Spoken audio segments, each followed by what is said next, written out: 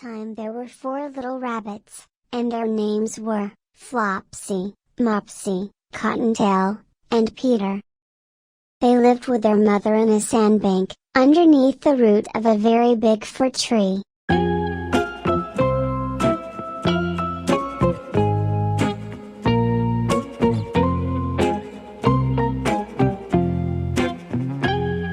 "Now, my dears," said old Mrs. Rabbit one morning, "you may go into the fields or down the lane, but don't go into Mr. McGregor's garden. Your father had an accident there, he was put in a pie by Mrs. McGregor.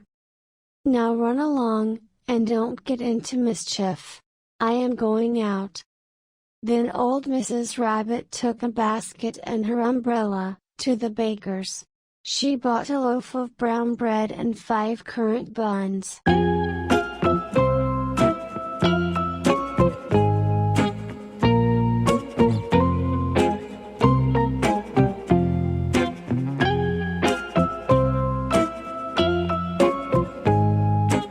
But Peter, who was very naughty, ran straight away to Mr. McGregor's garden and squeezed under the gate.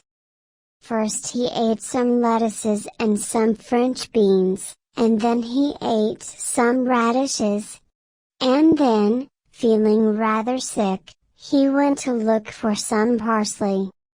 But round the end of a cucumber frame, whom should he meet but Mr. McGregor?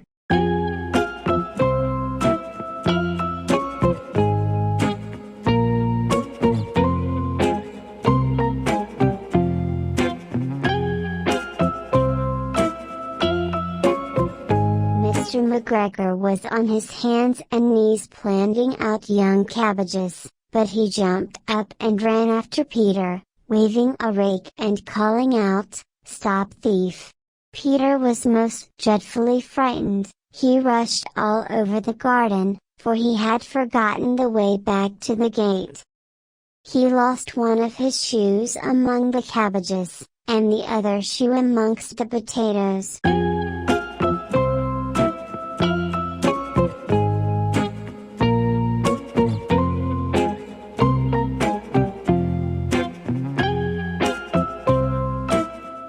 After losing them, he ran on 4 legs and went faster, so that I think he might have got away altogether if he had not unfortunately run into a gooseberry net, and got caught by the large buttons on his jacket.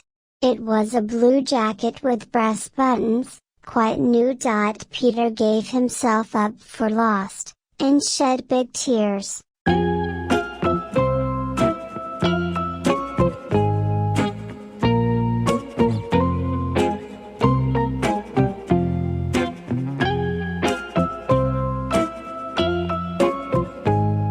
But his sobs were overheard by some friendly sparrows, who flew to him in great excitement, and implored him to exert himself.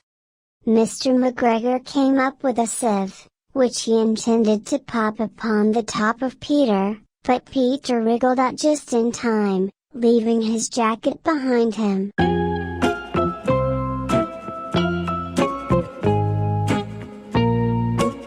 And rushed into the tool shed, and jumped into a can. It would have been a beautiful thing to hide in, if it had not had so much water in it. Mr. McGregor was quite sure that Peter was somewhere in the tool shed, perhaps hidden underneath the flower pot. He began to turn them over carefully, looking under each. Presently Peter sneezed, "Curtis-coo!" Mr. McGregor was after him in no time.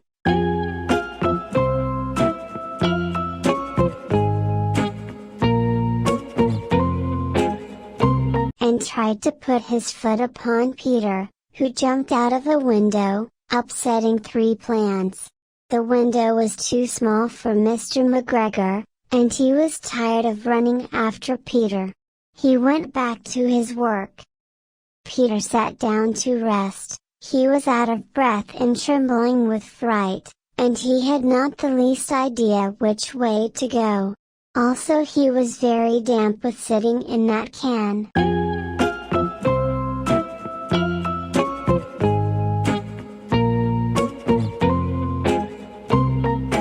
He found a door in a wall, but it was locked, and there was no room for a fat little rabbit to squeeze underneath. An old mouse was running in and out over the stone doorstep, carrying peas and beans to her family in the wood. Peter asked her the way to the gate, but she had such a large pea in her mouth that she could not answer. She only shook her head at him. Peter began to cry.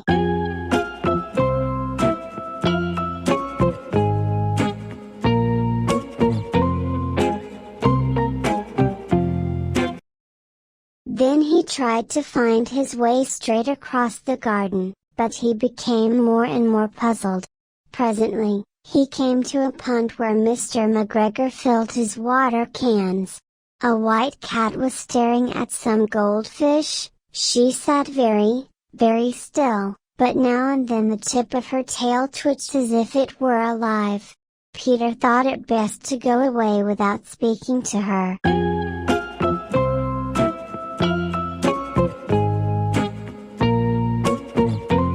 He went back towards the tool shed, but suddenly, quite close to him, he heard the noise of a hoe. Scratch, scratch, scratch. Peter scuttered underneath the bushes. But presently, as nothing happened, he came out, and climbed upon a wheelbarrow, and peeped over. The first thing he saw was Mr. McGregor hoeing onions. His back was turned towards Peter, and beyond him was the gate.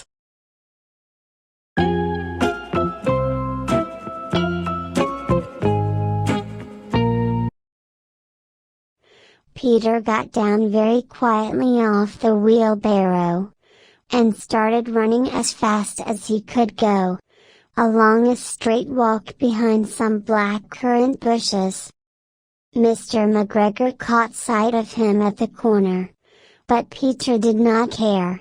He slipped underneath the gate, and was safe at last in the wood outside the garden.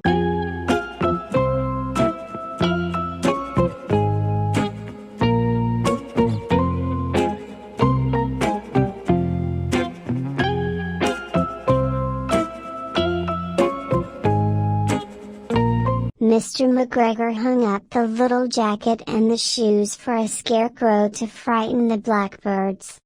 Peter never stopped running till he got home to the big fir tree.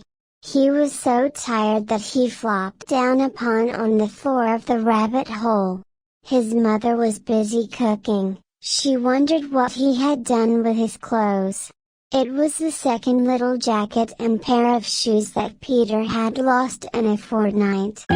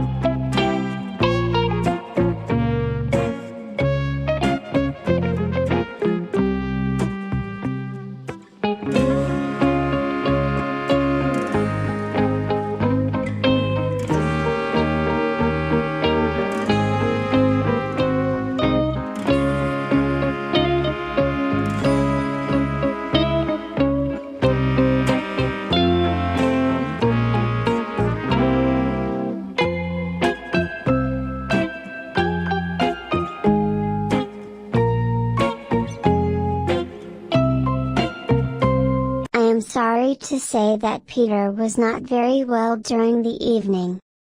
His mother put him to bed, and made some chamomile tea, and she gave a dose of it to Peter. 1 tablespoonful to be taken at bedtime. But Flopsy, Mopsy, and Cottontail had bread and milk and blackberries, for supper.